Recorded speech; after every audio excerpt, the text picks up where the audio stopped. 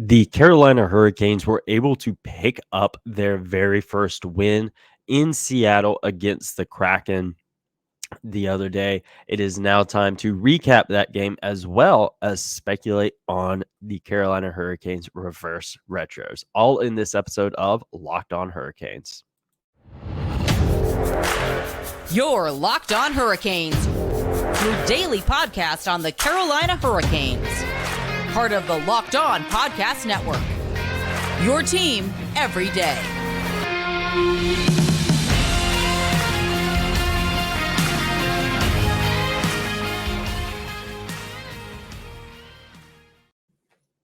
Hey there, Caniacs. I'm your host, Jared Ellis, and you are listening to Locked On Hurricanes on the Locked On Podcast Network, your team every day. And as always, thank you for making Locked On Hurricanes your first listen of the day of this lovely, chilly Wednesday afternoon. And as always, follow the show on Twitter and Instagram at LO_Hurricanes and myself on Twitter at Jared Ellis _96. And the Carolina Hurricanes took on the Seattle Kraken the other night on what day was it? Monday. Wow. This week is flying by, folks. But yes, the Hurricanes took on the Kraken on Monday in Seattle. Obviously, last season, Seattle's inaugural season, the Hurricanes were not able to beat Seattle in Seattle. Last season, they split the season series 1-1. And the Carolina Hurricanes were able to come away with their first win in Climate Pledge Arena this season. Freddie Anderson has now also beat every single team in the NHL, which is very, very cool for him. And the Hurricanes won this game 5-1. And as I mentioned, first win in Seattle, and Freddie Anderson did get the start in net. I know I had initially speculated that they may go with Antti Raanta because of the slate of Edmonton and Calgary coming up really soon. Edmonton is tonight, or excuse me, not tonight, tomorrow. And no, it's Calgary tomorrow. Wow, I am so messed up on the Hurricanes schedule. Yes, it is Edmonton. No, wait, it's Edmonton on Thursday, Calgary on Saturday. Wow, those games I got totally mixed up. But yeah, I thought that they would go with Antti Raanta here, so Freddie would be super well rested, ready to go for Edmonton and possibly Calgary as well. But that's not the case. And I do understand. I do think Freddie will get the start tomorrow in Edmonton, but we'll just have to wait and see on that. We'll talk about that tomorrow. But I'm really glad, he was able to get the start here. Again, he is the Hurricanes' #1 goaltender, so I'm not necessarily surprised that he got the start. One other roster move that they did against Seattle was Dylan Coghlan slotting in there on that third pairing alongside Jalen Chatfield. Jalen Chatfield sticking in the lineup and being Calvin DeHaan that sits out. I think Chatfield is really, really making a case for himself to be sticking around at the end of this road trip because, again, on opening night, Don Waddell did mention that the team we saw then may not be the same team that we see, whenever they come back after the state fair wraps up. So Chatfield is really making a case for himself. He looked good in this game as he has in all three of the Hurricanes games this year. So that was really good there. And Coghlan, I think, he just needs like a little bit more time, to get acclimated and get a feel for his new team. He came over in the Pacioretty trade, so, and it's also beginning of the year. Yeah, you expect those kinds of things of guys coming in from new teams and start of the season, maybe a little mistakes and whatnot. Not something I'm overly concerned about. And, we still also have to see Ethan Bear. We may see him in Edmonton on tomorrow, but that's just something we'll have to wait and see on. But this was a game that I was very, very pleased with. I know a lot of folks were. The Hurricanes, again, it was a 5-1 win. The second period is absolutely phenomenal. We had Sebastian Aho net a goal in this game. And I mentioned in the previous episode, one thing I want to see him avoid again this year is having a slow start to the year. That's something that's plagued him in the past, and that wasn't the case in this game. He was able to show up pretty early on in the second period. He did have an assist on that first goal of the game. Seth Jarvis, yet again, just making his presence felt, getting that first goal of the game. You had in this was also the first time this year that the Hurricanes have gotten on the board first, which is something that I was very critical of in those first two games, of avoiding those slow starts. You can't play from behind all the time. You're not always going to be able to come back and win. And they were able to get on the board first in this game, which I think was really, really important and something I want to see continue of them avoiding those slow starts. But Sebastian Aho, a 3-point night. He had an assist on that first goal. He had a power play goal in the second, and then he also had an assist on one of Andrei Svechnikov's goal. Andrei Svechnikov also a 3-point night. I've said before, I want to see the top guys play like top guys. And that's what we saw tonight. The entire top line, or excuse me, no, the almost all of the top line showed up on the score sheet with Seth Jarvis and Sebastian Aho. And then Andrei Svechnikov showing up for his line as well. That second line is, honestly, I still say it is poised to be like the Niederreiter Stahl Foss line was last year. I think that second line can be our best line this year. I really, really do. And Andrei Svechnikov having an absolute monster game. He, as well as Sebastian Aho, having 3 points.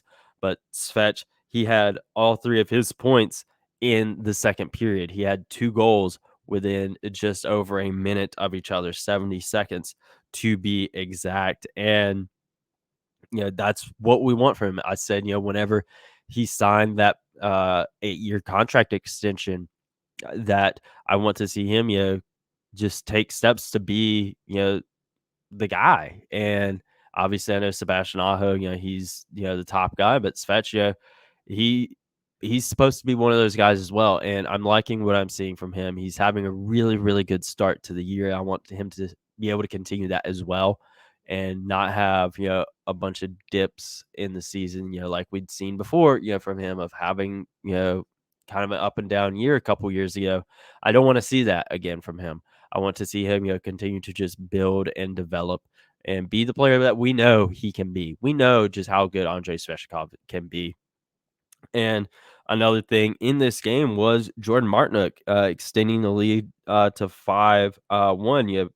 Pretty close to the end of the game, and him having a good game as well. He's obviously he cleared waivers, and he had been assigned to Chicago. I thought that he was going to be on the opening night roster because his opening night. Everyone loves him, and they wanted him to be there.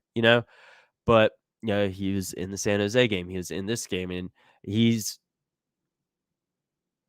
playing with a bit extra, I guess you would say, a bit of a chip on his shoulder almost. Uh, and because he got assigned to the AHL, and I think that's kind of something for him. Obviously he's been around long enough. He knows it's just business. It's not personal, but kind of maybe upset him a little bit. Obviously, I've said before, injuries and age catching up to him, and that affecting him over the past couple years. And I think we all realize that. But now he's healthy, and I think he's got something to prove. And this was something for he was really going for it, cleaning up those scraps, getting that rebound, and getting the puck in the back of the net there on that goal. And that's what you want to see from him. We know he's not going to be like a 50 goal scorer or anything like that, but you want to see plays like that from him. And I was really pleased with what I saw from him. We'll see how much longer he sticks around on the NHL side of things before he probably inevitably goes to the AHL. But that's just something we'll have to wait and see. We'll talk about that whenever it comes. But on the Sebastian Aho goal, Brent Burns got his first point as a Carolina Hurricane. That was a power play goal as well. And that first power play unit with Aho and Burns and Jarvis. I was a little critical of them in opening night, but I did understand, hey, it was opening night. It is entirely new power play unit, and I knew that it'd take some work, and getting just a feel for each other, and that power play hit is going to be freaking deadly this year. Just like our second line is probably going to be our best line, or at least I'm predicting that. I think that first power play unit can definitely be our best power play unit. But again, congratulations to Brent Burns on getting his first point as a Carolina Hurricane. And I think he's going to be in for a season. I really do. We've talked about just his ice time, him leading the team in shots and stuff like that already this year. It's only a matter of time for him before the floodgates open, and I cannot wait to see it. I know a lot of folks are just waiting for it, and it's going to be really, really fun for it. And I mentioned Burns looking good, Aho, Svechnikov, those guys looking really good. Freddie Anderson, obviously, really, really good in this game as well. And Spirit Kotkaniemi, he's looking really good in that second line center role. I think as the season progresses, things are just going to really start falling into place for him. Much like Brent Burns, you're seeing it start to build, and that momentum start to get behind him. I think it's just a matter of time before he really just unlocks his potential there as that second line center. And Stefan Nazin, another guy, really taking advantage of his opportunity that he's having right now with Andre Kasha being out. He had a 2-point night. He had assist on the first Andrei Svechnikov goal, the power play goal, as well as on the Jordan Martinet goal at the end of the game. Another guy, he's really just taking advantage of his opportunity that he's had. If you remember back when we were previewing the season, Walt Ruff said that he could be a dark horse to be on the team, and he was on that opening night roster. Kasha went out, Nathan is in, and he's taking advantage of his opportunity. He had a monster year in the AHL last year, so I'm not surprised, that he's having games like this. He's another one. I think it's just going to be a matter of time before he nets his first goal of the year. And again, just momentum on his side, with this game, with the last game in San Jose. It's just going to be a matter of time for him, Burns, and Kotkaniemi as well. But the Hurricanes got the 5-1 win from this game. We're talking about Sebastian Aho a lot. We got to hear from him and Rod Brind'Amour in postgame, and we will hear what they had to say right after this quick break, folks. Now, folks, the Carolina Hurricanes are taking on the Edmonton Oilers tomorrow. Calgary Flames after that, Vancouver Canucks after that. So a lot of games coming up. You have football season. It's in full swing right now. And so BetOnline is your number one source for all of your football betting info this season. So find all of the latest player developments, team matchups, news, podcasts, and in-depth articles and analysis on every game you can find. And as always, BetOnline remains your continued source for all of your sports wagering information with live betting and up-to-the-minute scores for every sport out there. It's the fastest and easiest way to check on all of your favorite games and events, including MLB, MMA, boxing, golf, hockey, wrestling, whatever it may be. If you were watching AEW Dynamite last night, you know that the main event for Full Gear is set is going to be Jon Moxley versus MJF for the AEW World Championship. So if you're wanting to place a bet on who you think is going to win that match, BetOnline is the place to do it. So head over to betonline.net or use your mobile device to learn more. BetOnline, where the game starts. Now, again, we talked about Sebastian Aho a lot. He was the second star of this game, having a 3-point night. And we got to hear from him after the game, and this is what Sebastian Aho had to say. Yeah, special teams were huge for us tonight, and scoring a couple on the power helps, and obviously PK was solid, so I think that was the game. What did you think was better about your play tonight? We scored a couple, right?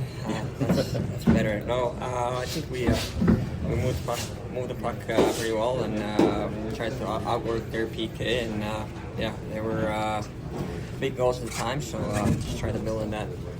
When you score 3 goals, it was like in 2 minutes. Do you feel the other team kind of deflate a little bit? I don't know. I don't really can't pay too much attention what they do. Just kind of stick to our game plan, and I think we did a solid job keeping them off the score sheet. And Freddie was huge, obviously, at the end as well. You and Svetch obviously are good at finding each other there. It seemed like you guys had that role tonight. Yeah, I mean, he's a great player. Love to find him because he can put the puck in the net. So, great player. Sebastian, continue to find momentum in each game. What do you like about your team right now?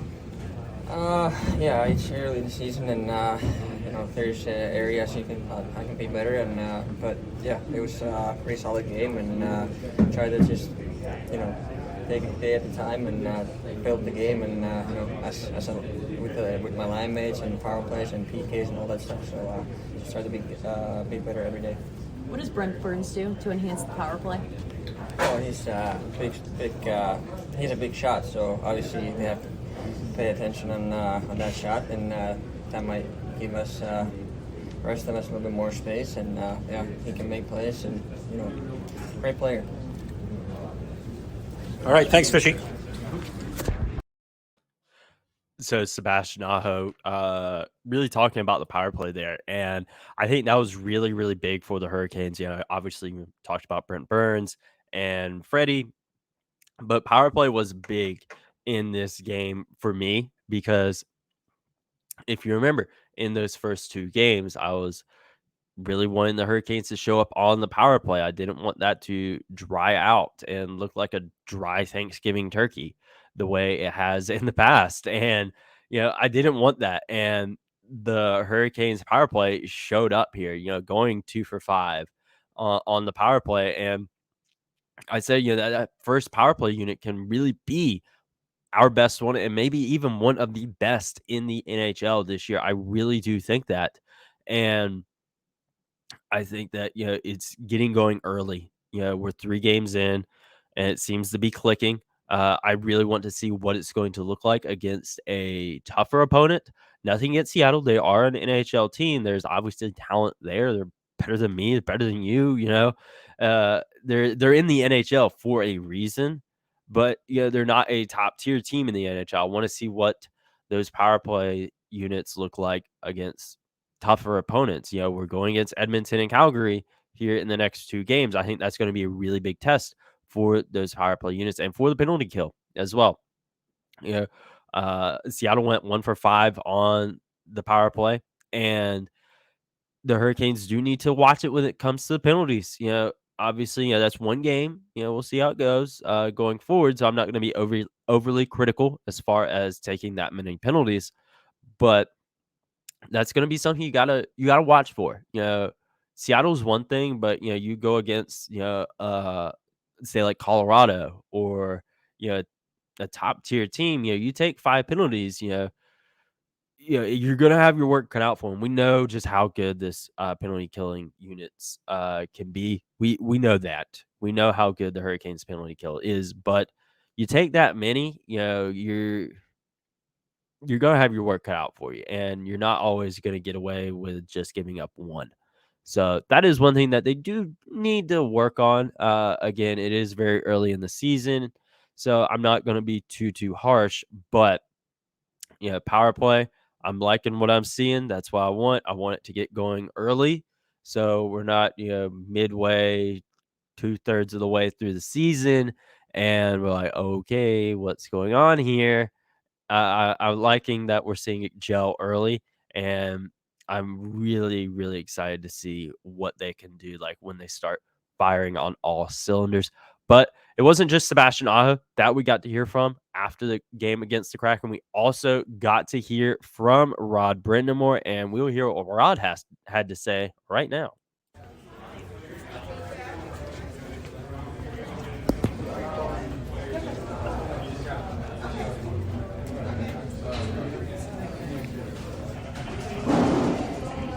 We waiting on someone, or Nope, we're good to go. Good to go. Some strong traction on the power play tonight. You made some changes at practice yesterday. What did you like to see? Well, I like seeing the puck going in that, that's for sure. It wasn't great, but I thought we did a couple of good things that we did try to work on, and I give the other team credit. They were pressuring us pretty hard, but I thought we made a couple little adjustments and actually got a couple goals out of it. So, overall, good night. Sebastian Aho, goal, 2 assists. Andrei Svechnikov, 2 goals and assists. Continue to find momentum, both of them. What'd you like? Yeah, well, you need your best players to be the best players if you want to have any type of success as a group. And so far, those guys have been 3 games in, but they certainly have done their job. So we need to keep that going. You see a guy like Jesper fast, getting sticks in lanes, effective back check. Is that kind of the symbolic of what you're looking for from the whole club? Yeah, well, everyone has to do that, and certain guys are going to do it every night, and he's certainly one of those guys that carries a lot of that kind of gritty work for us and leads the way in that department. And you got to have all kinds of guys doing their role, and you kind of do what you got to do, and that's part of his MO. Is your PK that aggressive with every team? Like teams that are capable of getting puck to the weak side? Well, everyone's pretty aggressive nowadays. I think there's, our style of play on the PK is they got to make 3 good passes to get one. They did tonight. We got a little bit of a pick that caused the goal, but they made a good play on it. Tip your hat and you move on, But you certainly, I thought we did an okay job tonight on the kill. A goalie had to probably make too many big saves. This morning you talked about getting a stronger start compared to the last 2 games. You did that, Seth Jarvis scores. What was the importance of finding that momentum? Well, it's nice to get ahead of the game, and it allows you to have a couple bad shifts here or there, and versus if you get behind one and then you have a couple bad shifts, suddenly that could be the game. So nice to just get that goal. I think we got in penalty trouble in the first there, so it's nice to have that little cushion. All right, thanks, Rod. Thanks, everyone. Anybody down Campbell River? Yeah, so, with Rod Brind'Amour, echoing a lot of things there that's already been said. The power play, again, really happy, that was able to show up, and penalty kill as well, and, what he was saying right there at the end, how they got, in some penalty trouble and having that cushion. I said earlier that, the Hurricanes getting out to early leads and getting on the board first and not getting those slow starts and having to play from behind all the time. That's going to be big because, again, a situation like this right here in this game, get out to that early lead, get on the board first, and that way, if something happens like that, you're not having to play from behind. And, even, say you tie it up or it gets tied, because think about, how it could have been, if they had been playing like they did in those first 2 games of having those slow starts, it may be, 1-0, or, depending on, how the penalties that they took, it could be 2-0 or, like a lot of what ifs there. But again, showing up early and getting on the board early, or at least keeping it tied. I mean, that's going to be important this season. So we're not playing from behind like we did the first 2 games, like we did last year, and stuff like that. That's going to be really big for the Hurricanes this year. But one thing for this year is that reverse retros are coming back, and we're going to speculate on just what we could potentially be seeing from those right after this. Now, folks, the Carolina Hurricanes, as well as all the teams in the NHL, did put out teasers for their new reverse retros for this season. There have been speculation on them coming back this year, especially when the Hurricanes announced their uniform calendar. You had your homes, your aways, your Whalers, your anniversary jerseys. You also had the Stadium Series jerseys, and then one other. Everyone when we saw that, we're like, that's probably going to be reverse retros. And obviously a lot of other folks, speculating on it as well.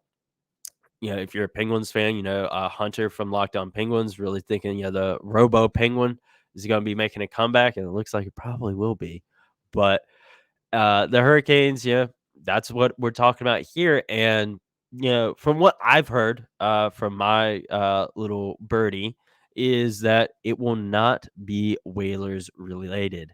And that for me is going to be really is a relief because you guys know I've grown really tired of the Whalers stuff. I feel like it's gotten beaten into the ground.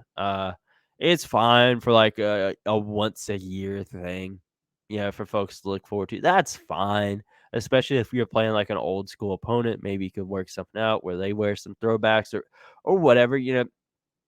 That's fine. But like with the Whalers reverse retros, that was too much for me. Like I understand, from a business perspective, of doing it because of that logo being as popular as it is, and you know be able to make a lot of money. But they've been the Hurricanes for 25 years now. Let the Whalers stuff go. You can do reverse retro Hurricanes jerseys. Doesn't have to be Seattle or Whalers jerseys. Like Seattle, like I was fixing to mention. Yeah, they may have to go back to some of the former teams that have been in Seattle. Yeah, they may have to do that for theirs. We'll see what it looks like whenever it gets unveiled. But the Hurricanes got plenty of stuff. If you remember, I'm pretty sure I talked about it whenever it was released. Jordan Martinook going on 99.9 at the time and saying, that obviously like the Whaler stuff, but was kind of hoping for some Hurricane stuff. They've been the Hurricanes for over 20 years, and they got stuff they can pull from that, but they didn't at the time. We'll see what happens, with this one. Another thing I had heard was that the red jerseys and the black pants last year, they were done for a reason. So done as an experiment. So, you can kind of expect, a red jersey with some black pants. And I'm going to be interested to see what it looks like. I think I'm not really sure what to think on it. If you had to ask me, I think that, they won't do like anything similar to the anniversary stuff. Uh, kind of how they brought back like an old jersey. I think that, you know, I mean, it's obviously a retro, so you're gonna be going old school with it. But I think they're kind of gonna be steering away from kind of how they did like the classic red jerseys for the anniversary. I think they're gonna steer away from that. I think maybe you look to the old third jersey.